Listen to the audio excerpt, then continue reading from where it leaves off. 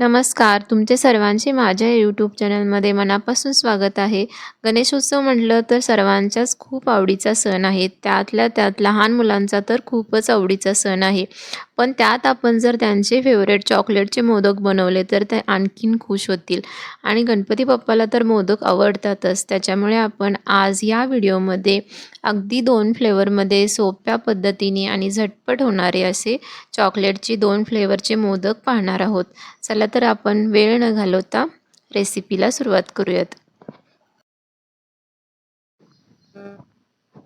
आता एका नॉनस्टिकच्या पॅनमध्ये आपल्याला जेवढे मोदक बनवायचे असतील त्या वाटीने तुम्ही 2 वाटी मिल्क पावडर घ्यायचा आहे. अगदी सहजपणे मिल्क पावडर वगैरे मार्केटमध्ये मिळू शकतात. त्याच्यामुळे ही रेसिपी अगदी सोपी आहे. आता 2 वाटी मिल्क पावडरसाठी इथे मी नेस्ले कंपनीचा कंडेन्स्ड मिल्क वापरलेला आहे. तुम्ही कोणत्याही कंपनीचं कंडेन्स्ड मिल्क वापरू शकता. पण 2 वाटीसाठी आपल्याला इथे 1 वाटी कंडेन्स्ड मिल्क वापरायचं आहे.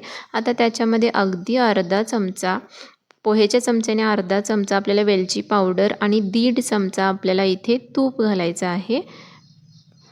आता ह्या सर्व गोष्टींना गॅसवरती आपल्याला अगदी 2च मिनटासाठी ह्याला शिजवून घ्यायचं आहे. म्हणजे ह्या सर्व गोष्टींना आपल्याला एकत्रित करून अगदी असा गोळा बनवूस्तोपर्यंत आपल्याला ह्याला परतून घ्यायचा आहे आणि चांगल्या पद्धतीने याचा आपला गोळा बनवायचा आहे.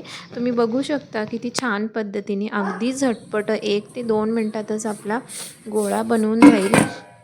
पण त्याच्यासाठी आपल्याला गॅस मंदच ठेवायला लागेल, कारण नॉनस्टिकचा तवा अगदी झटपट असा तापतो आणि लवकर त्याला तव्याला चिकटण्याची शक्यता असते. त्याच्यामुळे आपल्याला गॅस बारीकच ठेवायचा आहे.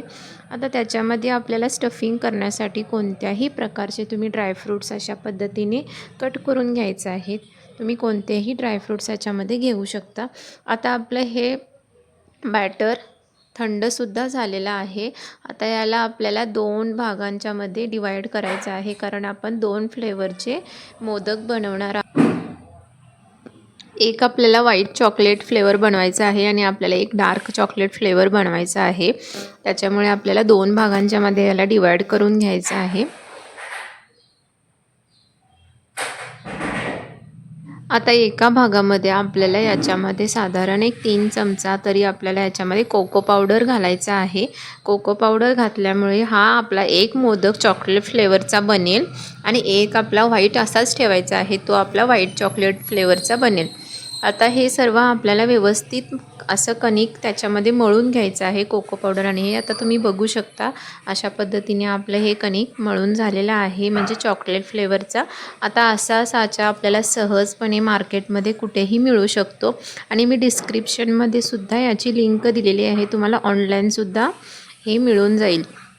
आता ह्या साच्याला थोडं आपल्याला तूप लावून घ्यायचं आहे आणि आधी आपण चॉकलेट फ्लेवरचा बनवत आहे, त्याच्यामुळे थोडं आपल्याला याच्यामधील कणिक घ्यायचं आहे, म्हणजे चॉकलेट फ्लेवरचा बॅटर घ्यायचा आहे आणि आधी साईडने अशा पद्धतीने आपल्याला प्रेस करत त्याला हे करायचं आहे, कारण मध्ये आपण त्याच्यामध्ये ड्रायफ्रूट्स घालत आहोत. आता याच्यामध्ये आपल्याला कोणत्याही प्रकारचे कितीही भरपूर असे ड्रायफ्रूट्स आपण भरू शकता आणि परत एकदा आपण त्याच्यावरती अशा पद्धतीने चॉकलेट फ्लेवरचा कणिक याच्यावरती आपण प्रेस करायचा आहे. आता प्रेस केल्यानंतर त्याचा शिक्का आपल्याला व्यवस्थित उठेल. आता तुम्ही बघू शकता, हे तुम्हाला मी ओपन करून दाखवते. किती सुरेख अशा पद्धतीने आपला चॉकलेटचा मोदक तयार झालेला आहे आणि अगदी झटपट आणि कमी साहित्यामध्येच हे मोदक तयार झालेले आहे. त्याच्यामुळे तुम्ही ही रेसिपी नक्की ट्राय करून बघा. आता अशाच पद्धतीने मी सर्व मोदक तयार करून घेतलेले आहे. चॉकलेट फ्लेवरचे, व्हाईट चॉकलेटचे सर्व अशाच पद्धतीने मी तयार करून घेतलेले आहे आणि हे खूप दिवस मोदक टिकतात, कारण याच्यामध्ये आपण पाण्याचा वापर अजिबात केलेला नाही.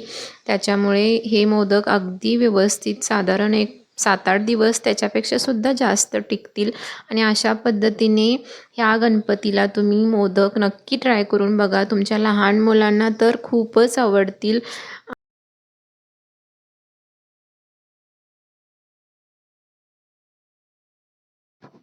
आणि माझा हा व्हिडिओ जर तुम्हाला आवडला असेल तर लाईक, शेअर आणि सबस्क्राईब करा आणि कमेंट करून नक्की सांगा की माझी ही मोदकाची रेसिपी तुम्हाला कशी वाटली.